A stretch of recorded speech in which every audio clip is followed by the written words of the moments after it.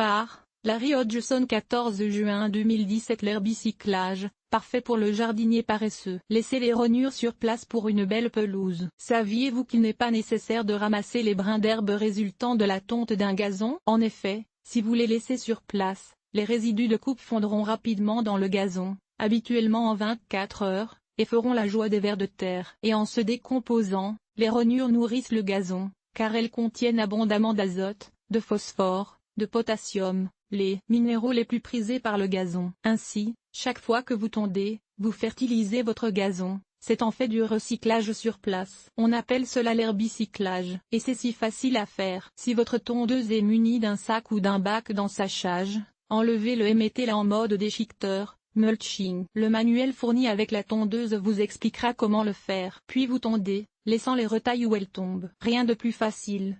La lame déchiqueteuse réduit la longueur des brins d'herbe. D'ailleurs, la plupart des tondeuses modernes sont munies d'une lame déchiqueteuse, lame de forme ondulée qui réduit les brins d'herbe en très petits morceaux, ce qui facilite leur décomposition. Autrement dit, elles sont spécifiquement conçues pour l'herbicyclage. De nombreux avantages. En plus de fertiliser votre pelouse, l'herbicyclage offre plusieurs avantages, tant d'efforts dépensés à ramasser l'herbe tondue quand vous pourriez la laisser se décomposer sur place. Photo, Zuose.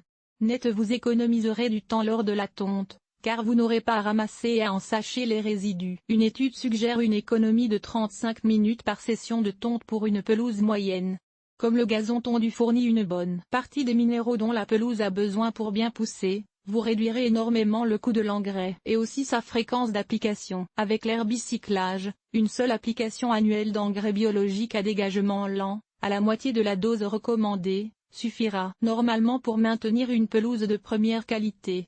Les résidus fournissent aussi de l'eau au gazon, réduisant la fréquence ou même le besoin d'arrosage. Un gazon nourri de ses propres feuilles est plus résistant aux maladies et aux insectes qu'un gazon fertilisé uniquement avec des engrais de synthèse. C'est la loi. Dans beaucoup de municipalités, il est illégal de mettre les rognures de gazon aux ordures. Les rognures de gazon en sachet représentent souvent près de 50% des déchets solides résidentiels ajoutés aux sites d'enfouissement municipaux pendant l'été. Un coût énorme pour la municipalité et un cauchemar environnemental. En conséquence, de nombreuses municipalités, peut-être même la vôtre, ont interdit la mise des rognures de gazon aux ordures. Ensacher les retailles de gazon et les placer pour que le camion à ordures les ramasse peut entraîner des amendes. Essentiellement, donc, dans ces municipalités, vous devez vous-même disposer de vos rognures de gazon, c'est la loi. C'est d'ailleurs le cas dans ma municipalité. Sauf que la ville ne semble pas appliquer sa propre réglementation. Beaucoup de mes voisins déposent encore leurs déchets de gazon le long de la rue comme ils l'ont toujours fait et ne sont pas importunés pour autant. C'est regrettable pour l'environnement que ces lois ne soient pas davantage appliquées. Les propriétaires seraient beaucoup plus susceptibles de recycler les rognures de gazon s'ils avaient peur de devoir payer une amende salée. Les rognures réduisent le chaume. Plusieurs jardiniers craignent que, s'ils ne ramassent pas les rognures, trop de chaume, feutre, soit plus que 1,25 cm d'accumulation, se forme sur leur gazon, mais c'est tout à fait le contraire de ce qui se produit. Cette couche de matière morte à la surface du sol est en fait composée d'un mélange de rhizomes et de racines de graminées morts et vivants, non pas de résidus de tonte. Ce qui encourage un excès de chaume et l'application excessive de pesticides sur un gazon, une fertilisation à outrance avec des engrais de synthèse et une tonte trop courte. Les rognures d'herbe, compte tenu de leur capacité de maintenir la couche de chaume plus humide et à mieux nourrir les micro-organismes qui consomment les racines et rhizomes morts,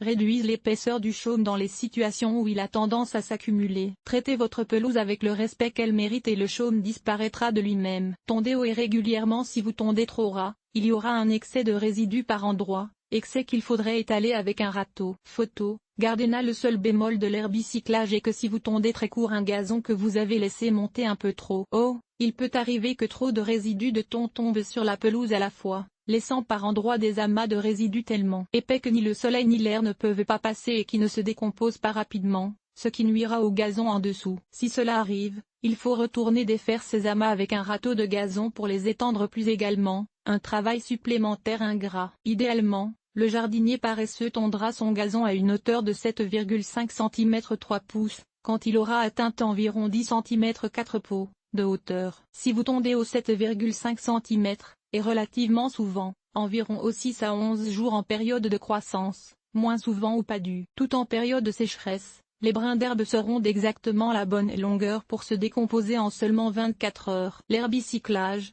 une technique qui semble faite sur mesure pour les jardiniers paresseux. Imaginez, vous travaillez moins et obtenez de meilleurs résultats.